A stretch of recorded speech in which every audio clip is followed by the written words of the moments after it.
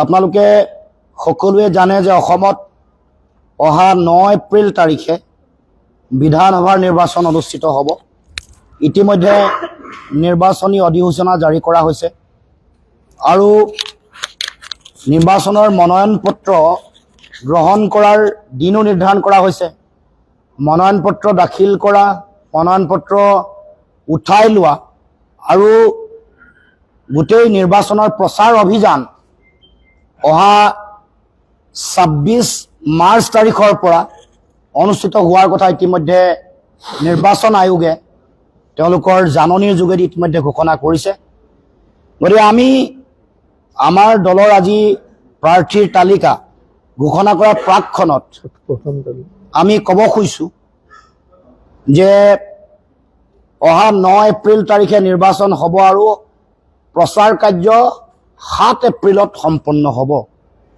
16 তাৰিখৰ পৰা নিৰ্বাচনৰ গোটেই প্ৰক্ৰিয়াটো নিৰ্বাচনৰ প্ৰচাৰ কাৰ্য চলাবলৈ ইতিমধ্যে অনুমতি 26 তাৰিখৰ পৰা অনুমতি দিয়াৰ লগে লগে আপোনালোকে যদি হিচাপ কৰি চায় কেৱল মাত্ৰ 13টা দিন নিৰ্বাচন প্ৰচাৰ চলাবৰ কাৰণে নিৰ্বাচন আয়োগে ৰাজনৈতিক দলসমূহক সুযোগ দিছে, সুবিধা দিছে। আমি আজি প্ৰাৰ্থীৰ তালিকা ঘোষণা কৰাৰ আগতো আমি অতি দুখ আৰু এই যিটো তেওঁলোকৰ যিটো সিদ্ধান্ত বা তেওঁলোকৰ যিটো কাম এইটোৱে দেশৰ গণতন্ত্ৰ, দেশৰ গণতান্ত্ৰিক ঐতিহ্য পৰম্পৰা আৰু গোটেই নিৰ্বাচনী প্ৰক্ৰিয়াটোৰ লগত জড়িত হৈ থকা যিটো উদ্দেশ্য প্ৰণোদিত চিন্তা তাক অতি শক্তিশালী আৰু উন্মুক্তভাৱে প্ৰতিফলিত হোৱাটো আমি দেখিবলৈ পাইছোঁ। 126টা সমষ্টি বিগত সময়ছোৱাৰ বিধানসভাৰ নিৰ্বাচনৰ ইতিহাস যদি আপোনালোকে চায় দেখিব যে ন্যূনতম 3টা পৰ্যায়ত এই নিৰ্বাচন অনুষ্ঠিত হয়।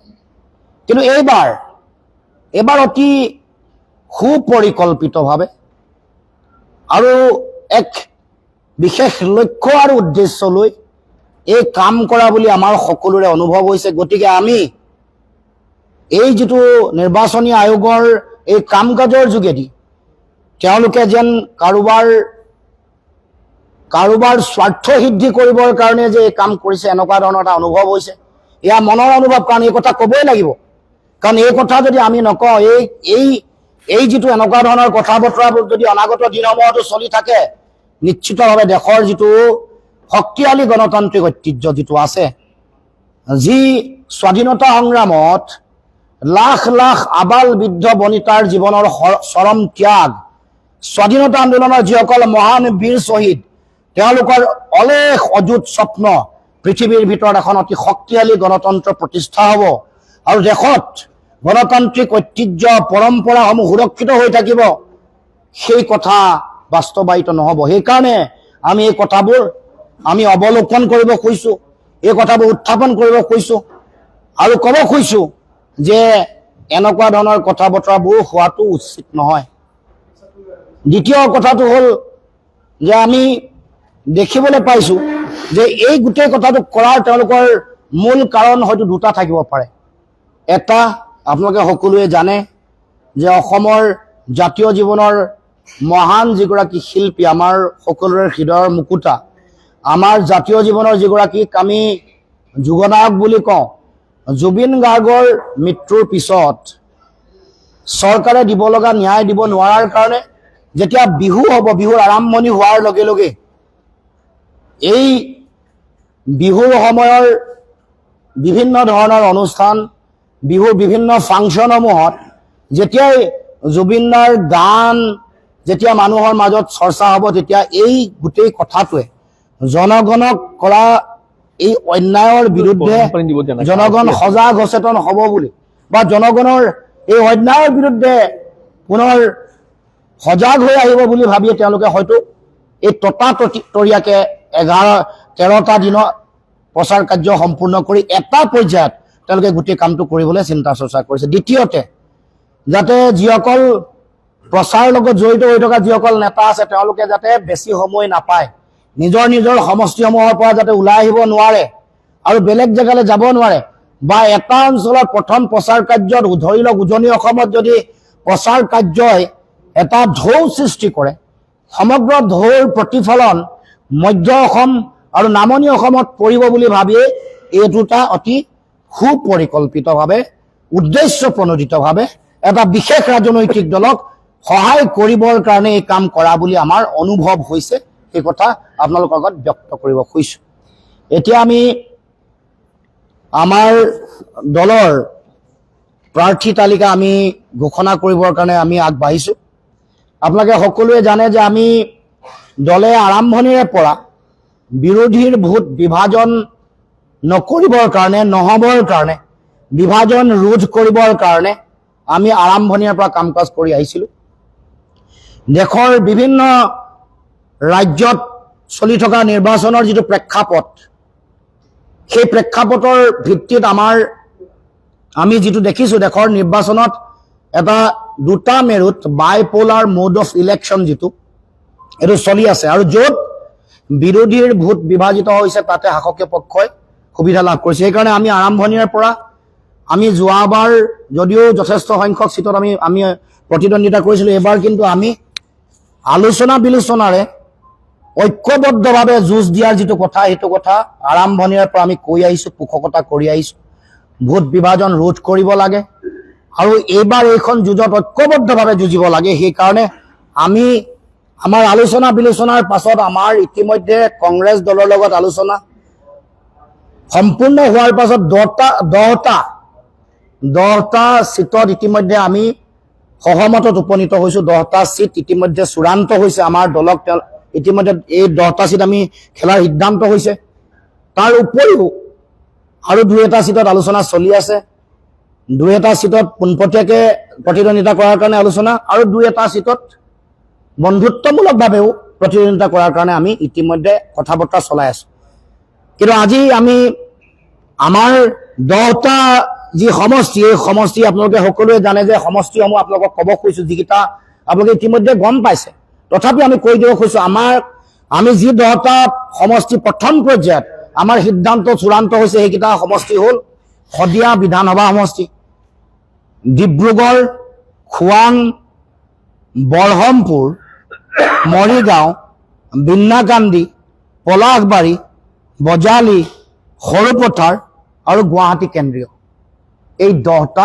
বিধানসভা সমষ্টি এতিয়া এই 10টা বিধানসভা সমষ্টিত যিসকল প্ৰাৰ্থীয়ে প্ৰতিদ্বন্দ্বিতা আগবঢ়াব তেখেতসকলৰ নাম মই আপোনালোকৰ আগত ব্যক্ত কৰিব খুজিছোঁ প্ৰথমে খোৱাং বিধানসভা সমষ্টি দলৰ সভাপতি মই লুৰিণজ্যোতি গগৈ মই প্ৰতিদ্বন্দ্বিতা কৰিম বৰহমপুৰত আমাৰ কাৰ্যকৰী সভাপতি ৰাজেন গোহাঁই ডাঙৰীয়াই প্ৰতিদ্বন্দ্বিতা কৰিব মৰিগাঁৱত বাণী দাস ডাঙৰীয়াই প্ৰতিদ্বন্দ্বিতা কৰিব পলাশবাৰী পংকজ লোচন গোস্বামী বজালি দিলীপ বৰুৱা সৰুপথাৰ জীৱন চুতীয়া ডিব্ৰুগড় মইনাক পাত্ৰ বিন্নাকান্দি ৰেজাউল কৰিম চৌধুৰী এই 8টা সমষ্টিৰ প্ৰাৰ্থীৰ নাম আমি ঘোষণা কৰিলোঁ 2টা সমষ্টি এটা শদিয়া আৰু এটা গুৱাহাটী কেন্দ্ৰীয় এই 2টা আজি আমি ঘোষণা কৰা নাই এতিয়া শদিয়া সমষ্টি সম্পৰ্কত আমাৰ দলৰ সাধাৰণ সম্পাদক ডাঙৰীয়াই আপোনালোকক ক'ব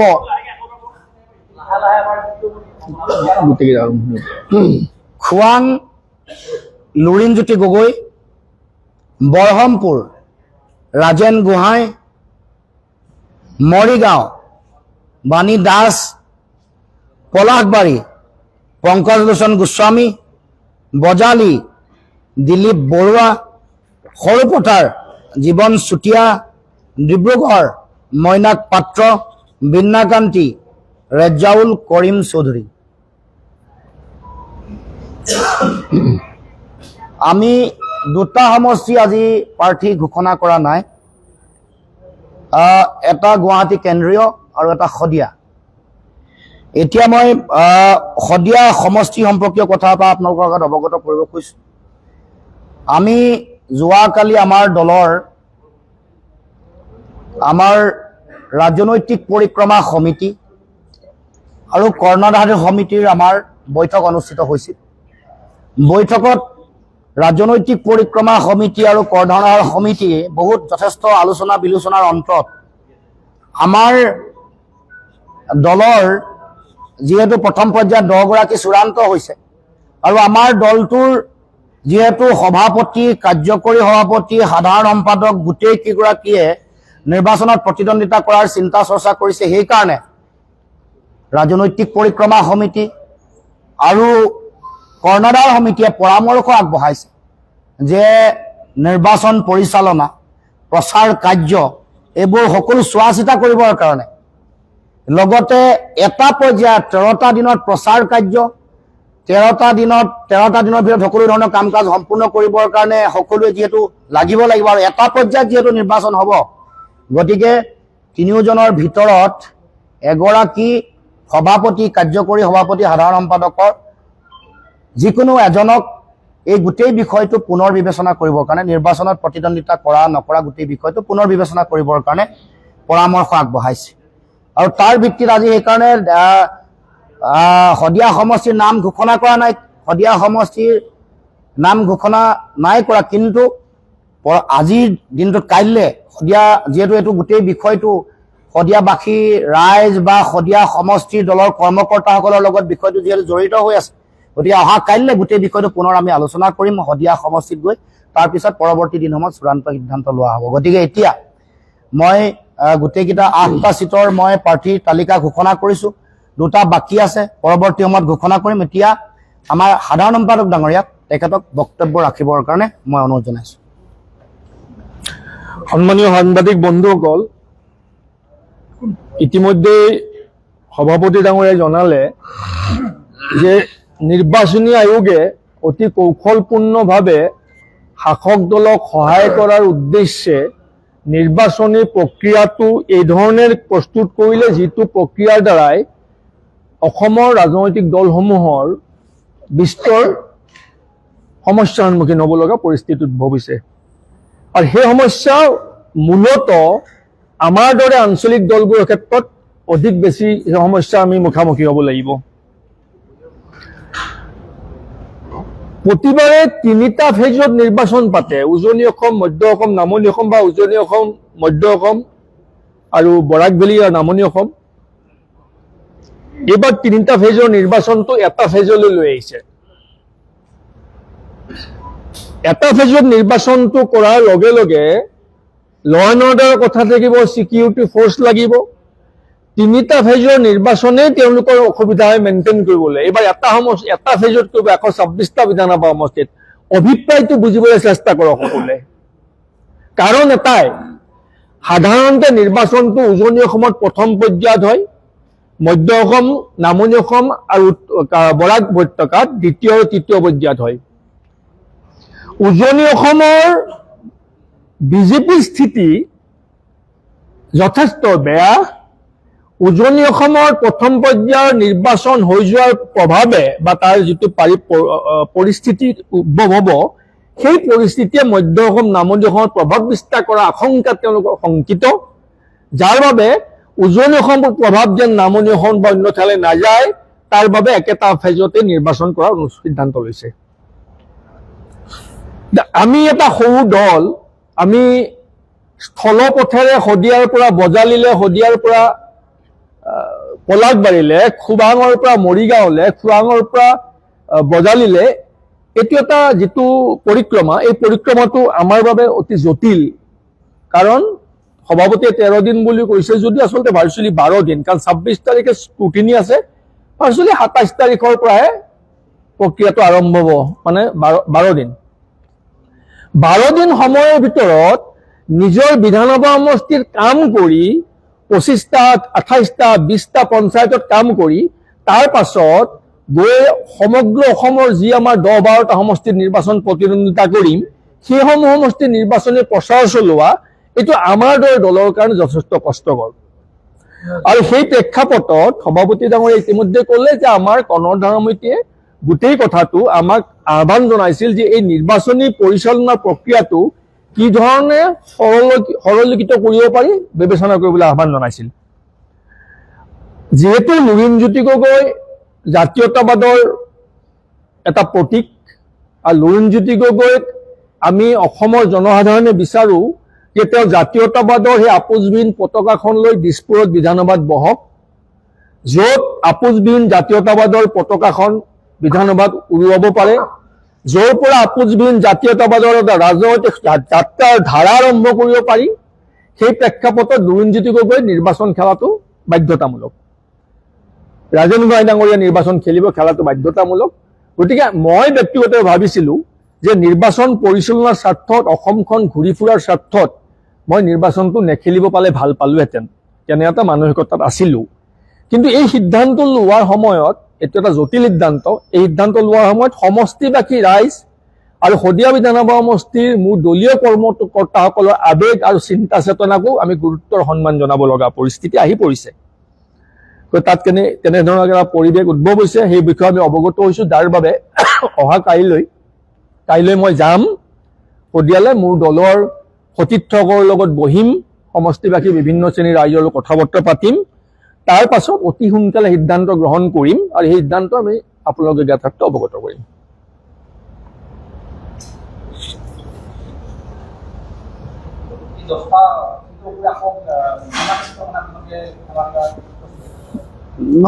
আপোনালোকেতো জানেই আমি 28জনীয়া এখন তালিকা দিছিলোঁ, তাৰে আমাৰ যথেষ্ট সমষ্টিত আমি কাম কৰি আছিলোঁ আৰু যথেষ্ট আমাৰ প্ৰাৰ্থিত্ব প্ৰত্যাশী ব্যক্তি, শক্তিশালী ব্যক্তিও আছিলে। আমি কিছু এৰা ধৰা কৰিব লগা হৈছে মিত্ৰতাৰ স্বাৰ্থত, কিন্তু তাৰপিছতো য'ত এডজাষ্টমেণ্টৰ সুযোগ আছে, য'ত আমাক দিব পাৰে যাতে মিত্ৰতাত ক'তো আঁচোৰ নপৰে, যাতে সেই গোটেই কথা বতৰাবোৰ চাই আমি কিছুমান যিসকল আমাৰ প্ৰাৰ্থী শক্তিশালী আছে, সাংগঠনিকভাৱে কাম কৰিছোঁ, সেইবোৰৰ প্ৰস্তাৱ ইতিমধ্যে ৰাখিছোঁ। আমি সংখ্যা ক'ব খোজা নাই, ৰাখিছোঁ। আৰু দুই এটা ঠাইত এনেকুৱাও পৰিৱেশ আহিছে যে তাত ইতিমধ্যে প্ৰাৰ্থিত্ব ঘোষণা হৈ গৈছে, কিন্তু আমাৰ যিসকল প্ৰাৰ্থী আছে তেওঁলোকে মিত্ৰতাৰে খেলিবলৈ হ'লেও যথেষ্ট আমাক প্ৰচণ্ড হেঁচা প্ৰদান কৰিছে। এই সম্পৰ্কতো আমি ইতিমধ্যে আমাৰ কংগ্ৰেছ দলক আমি এই কথাবোৰ আমি উল্লেখ কৰিছোঁ আৰু ভাবোঁ যে খুব সোনকালে, কাৰণ বেছি দিন হাতত সময় নাই, এটা দুটা দিনৰ ভিতৰতে গোটেই ছবিবোৰ পৰিস্ফুট হ'ব। যিবোৰ একেবাৰে এৰাব নোৱাৰা, য'ত প্ৰাৰ্থী আছে, য'ত আমাৰ সংগঠন অতি শক্তিশালী, সেইবোৰৰ কথা আমি পুনৰবাৰ বিবেচনা কৰিবৰ কাৰণে তেওঁলোকক ইতিমধ্যে আমি এই কথাটো কৈছোঁ। গতিকে সেইটো আমি খুব কম সময়, আজি আৰু কাইলৈৰ ভিতৰত এই কথাবোৰ আমি গম পাম। নিশ্চয় প্ৰাৰ্থিত্ব ঘোষণাৰ পিছত এইটো সকলো ঠাইতে হৈছে, প্ৰাৰ্থিত্ব ঘোষণা কৰাৰ আগতো হৈছিলে।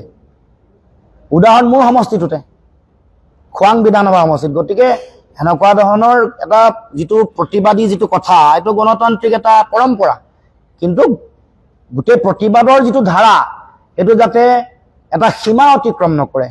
কাৰণ নিজে প্ৰতিগৰাকী মানুহে বহুত দিনৰ পৰা কাম কাজ কৰি থাকে, তেওঁলোকৰ আশা থাকে যে মই টিকেটটো মই পাম বা দলে মোক টিকেট প্ৰদান কৰিব। সেই আশাটো আমি কেতিয়াও অস্বীকাৰ কৰিব নোৱাৰো, এইটো স্বাভাৱিক আৰু এইটো সন্মান জনাব লাগিব। কিন্তু যেতিয়া মিত্ৰতাৰ কথা আহিব তেতিয়া কোনোবাই চিট এৰিব লাগিব, কোনোবাই চিট পাব। গতিকে লক্ষ্য যিহেতু ঐক্যবদ্ধভাৱে বিজেপিক উৎখাত কৰা, গতিকে যিটো আমাৰ যিটো গণতান্ত্ৰিক মানসিকতা, যিটো আমাৰ বিজ্ঞান মনস্কতা আছে আমাৰ তাৰ পৰা আমি সিদ্ধান্ত ল'ব লাগিব যে এনেকুৱা এৰা ধৰা কৰি হ'লেও, কাৰণ ৰাজনীতি জনগণৰ কাৰণে যিহেতু কৰিম, অসমৰ জনগণৰ হৃদয়ৰ আহ্বান অনুভৱ যদি আমি কৰিব নোৱাৰোঁ, কেৱল মাত্ৰ ব্যক্তি স্বাৰ্থ, বিধায়ক আৰু মন্ত্ৰিত্ব হোৱাৰ বাসনা আৰু কামনাত যদি নিৰ্বাচন খেলিবৰ কাৰণে আগবাঢ়ি যাওঁ, তেতিয়াহ'লে মই ভাবোঁ যে জনস্বাৰ্থ কেতিয়াও সিদ্ধি নহয়, পূৰণ নহয়। সেই কথা প্ৰতিগৰাকী ব্যক্তিয়ে অনুভৱ কৰাটো উচিত বুলি মই ভাবোঁ। আৰু সেইকাৰণে ক'ৰবাত প্ৰতিবাদ হৈছে আমি সন্মান জনাইছোঁ, কেতিয়াও অসন্মান নকৰোঁ। ক'ৰবাত নিজৰ প্ৰাৰ্থিত্বৰ কাৰণে দাবী উত্থাপন কৰিছে, কিন্তু ভাবোঁ যে এইবোৰ কৰিবলৈ যাওঁতে শালীনতাৰ সীমাটো যাতে অতিক্ৰম নকৰে। সেইটো হ'ল গণতান্ত্ৰিক এটা ঐতিহ্য, পৰম্পৰা। গতিকে মই ভাবোঁ যে এনেকুৱা ধৰণৰ ক'ৰবাত কথা বতৰা হ'ব স্বাভাৱিক, কিন্তু হৰুৱাবলৈ হ'লে, বিজেপিক উৎখাত কৰিবলৈ হ'লে কোনোবাই চিট এৰিব লাগিব, কোনোবাই চিট পাব। এইটোৱে মিত্ৰতাৰ নিয়ম।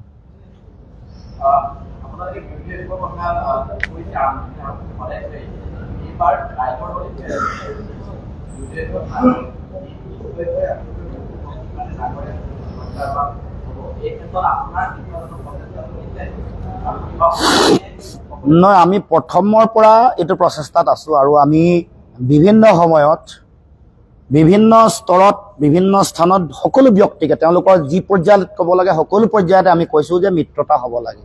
আৰু আজিও আমি আশাবাদী, আজি শেহতীয়াকৈ সংবাদ মাধ্যম বা আমি কিছু কথা গম পাইছোঁ যে নতুন ধৰণেৰে কংগ্ৰেছ দলে প্ৰস্তাৱ এটা ইতিমধ্যে আগবঢ়াইছে। গতিকে মই ভাবোঁ যে মই আশাবাদী এতিয়াও এই বিষয়টো গোটেই বিষয়টো মিত্ৰতাৰ বিষয়টো সন্মানজনকভাৱে সম্পন্ন হ'ব।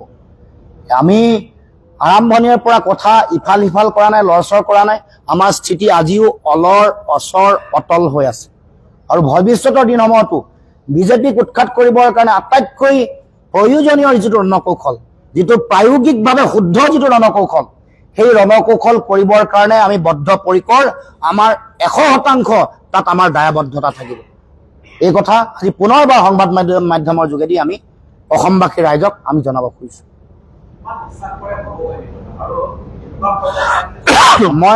মই আশাবাদী, চাওক মই নাই, আমি দিনাই কৈছোঁ, আমি যোৱাকালি সংবাদ মাধ্যমৰ আগত কৈছোঁ, আমি বিজেপিয়ে সুযোগ পাব পৰা ধৰণৰ কোনো সিদ্ধান্ত গ্ৰহণ নকৰোঁ। ৰাজনীতি জনস্বাৰ্থৰ কাৰণে কৰিছোঁ, জনগণৰ কাৰণে। মোৰ ব্যক্তিগত স্বাৰ্থ সিদ্ধি কৰিবৰ কাৰণে ৰাজনীতি কৰা নাই।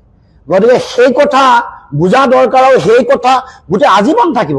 এইটো এইবাৰ 26ৰ নিৰ্বাচনৰ কাৰণে নহয়।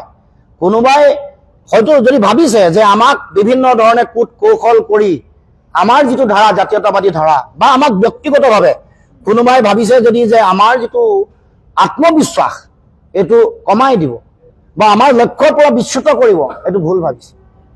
আমি আমাৰ চিন্তা, লক্ষ্য, উদ্দেশ্য আৰু আমাৰ দৃষ্টিভংগী আৰু দৰ্শনত আমাৰ স্পষ্টতা আছে। গতিকে আমি আজিও ক'ব খুজিছোঁ যে এই ধৰণৰ কথা বতৰাই আমাক তলাব নাই পৰা, নোৱাৰে। যোৱাকালি আপোনালোকক কৈছোঁ যে কাকো অখিল গগৈ ডাঙৰীয়াই হওক, ABCD কোনোবাই হওক, আমাৰ দলৰ ফালৰ পৰা কোনো ধৰণৰ তেনেকুৱা সিদ্ধান্ত হোৱা নাই।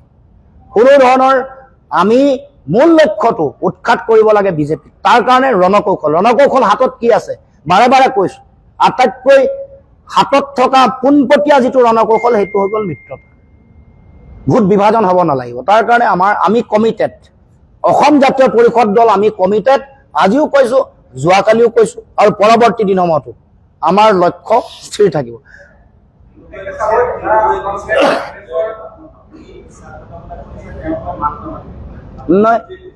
নহয়, সেইটো তেওঁৰ দৃষ্টিভংগী। আমিতো এতিয়া মই যি ক'লো আপুনিতো শুনিছে।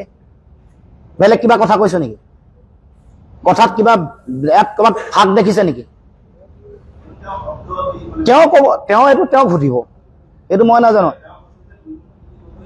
নাই, সেইটোতো মই আপোনাক সুধিছোঁ।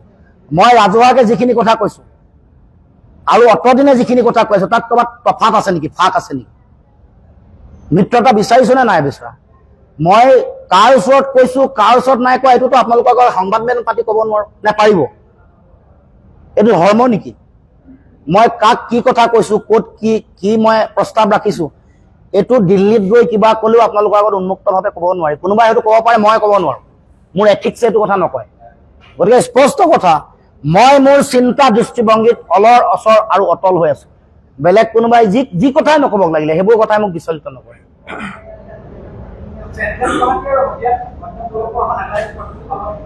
হা,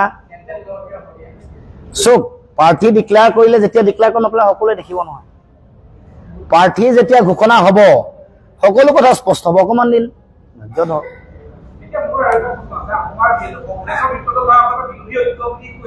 হয়, এতিয়াও কৈ আছোঁ, আগতেও কৈ আছোঁ। মইতো আশাবাদী, প্ৰচণ্ড আশাবাদী।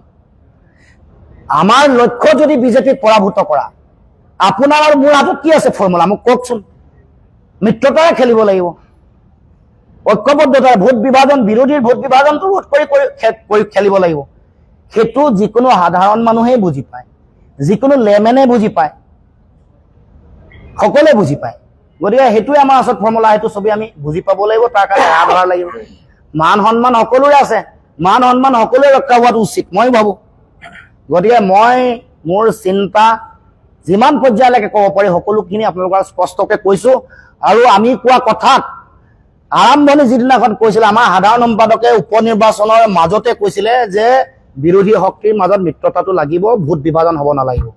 সেইটো কথাৰ আমাৰ দলীয় দৃষ্টিভংগী আজিলৈকে ইফাল সিফাল হোৱা নাই, আৰু ভৱিষ্যত মানে এইবাৰ নিৰ্বাচনৰ এইটো কথা ইফাল সিফাল নহয়।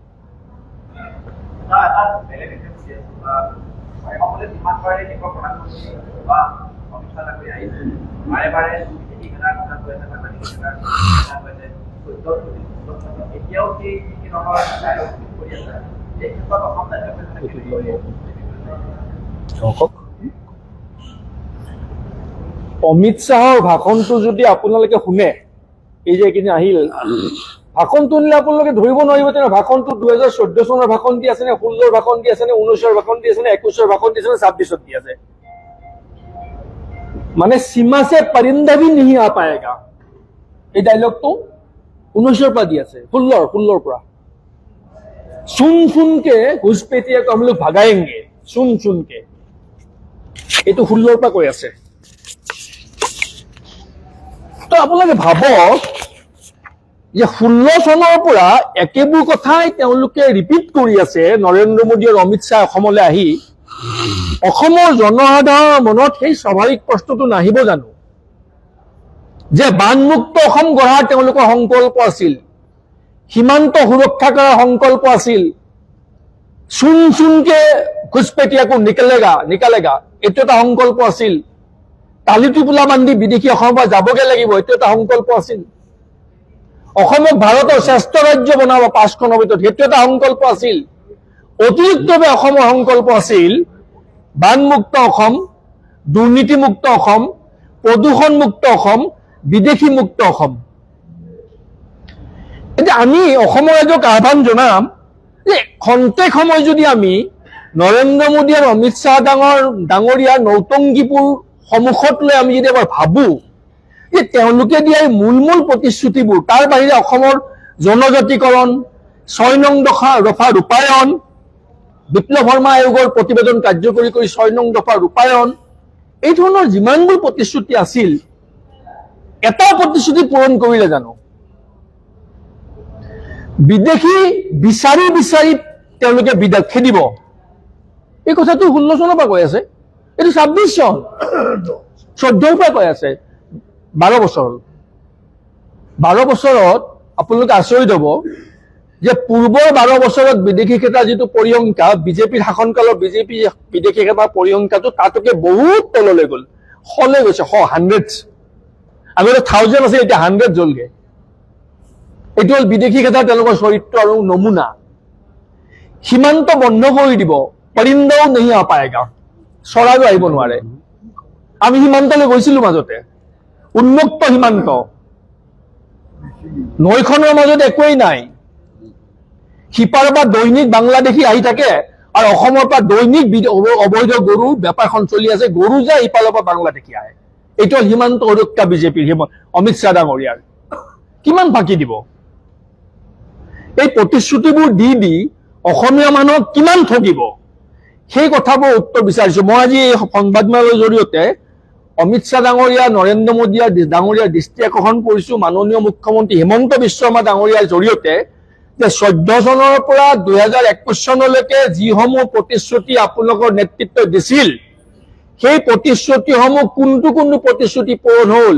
বিশেষভাৱে এইসমূহ প্ৰতিশ্ৰুতি, সীমান্ত সুৰক্ষা, বিদেশ ঘুসপেটিয়াকো চুন চুনকে ভাগাएंगे, परिंदा नहीं आएगा, বানমুক্ত অসম, পুখুৰী খান্দি বানপানী সমস্যা সমাধান কৰিব, এই জাতীয় যিবোৰ নৌটংগী কৰিছিল এইবাৰ সেই উত্তৰবোৰকে দি লওক।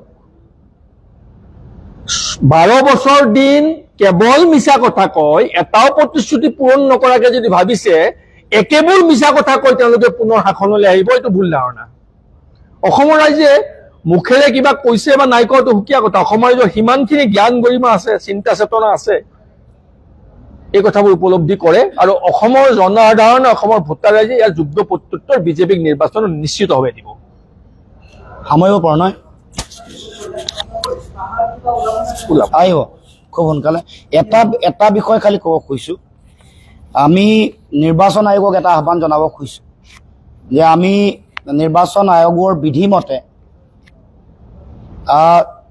যিসকল চৰকাৰী বিষয়াই এখন জিলাত 3 বছৰতকৈ বেছি কাল তেওঁলোকে কাৰ্য সম্পাদন কৰিছে, তেওঁলোকক ট্ৰেন্সফাৰ দিব লাগে। যিসকল বিষয়া নিজৰ গৃহ জিলাত তেওঁলোকে কাৰ্যৰত অৱস্থাত আছে, তেওঁলোককো নিৰ্বাচন আয়োগৰ বিধিমতে তেওঁলোকক বদলি কৰিব লাগে। কিন্তু আমি দেখিবলৈ পাইছোঁ যে চৰকাৰী পক্ষৰ অতি ঘনিষ্ঠ হোৱাৰ কাৰণে, মুখ্যমন্ত্ৰী ডাঙৰীয়াৰ অতি ঘনিষ্ঠ হোৱাৰ কাৰণে বহুতো বিষয়া, বহু এনেকুৱা ধৰণৰ পুলিচ বা প্ৰশাসনিক বিষয়া 3 বছৰ হোৱাৰ পাছতো তেওঁলোকে সেইখন জিলাতে আছে। নিজৰ গৃহ জিলাখনত কৰ্মৰত হৈ থকা অৱস্থাত থকাৰ পিছতো এতিয়া আকৌ সেইখন জিলাতে তেওঁলোক আছে। গতিকে এই সম্পৰ্কত নিজৰ নিৰপেক্ষতা ৰাখি নিৰ্বাচন আয়োগে সময় উপযোগী সিদ্ধান্ত গ্ৰহণ কৰিবৰ কাৰণে, সঠিক সিদ্ধান্ত গ্ৰহণ কৰিবৰ কাৰণেও আমি অসম জাতীয় পৰিষদে আহ্বান জনাইছোঁ। আমি এই ক্ষেত্ৰত লিখিতভাৱেও আমি নিৰ্বাচন আয়োগক জনাম। গতিকে মই সকলো আমাৰ সাংবাদিক বন্ধুসকলক আজি সংবাদমেলত আপোনালোকে সকলোৱে অংশগ্ৰহণ কৰাৰ কাৰণে, উপস্থিত থকাৰ কাৰণে আমাৰ দলৰ তৰফৰ পৰা ধন্যবাদ আৰু কৃতজ্ঞতা জ্ঞাপন কৰি আজিৰ সংবাদমেল আমি ইয়াতে সামৰণি মাৰিছোঁ। ধন্যবাদ। জয় অসম।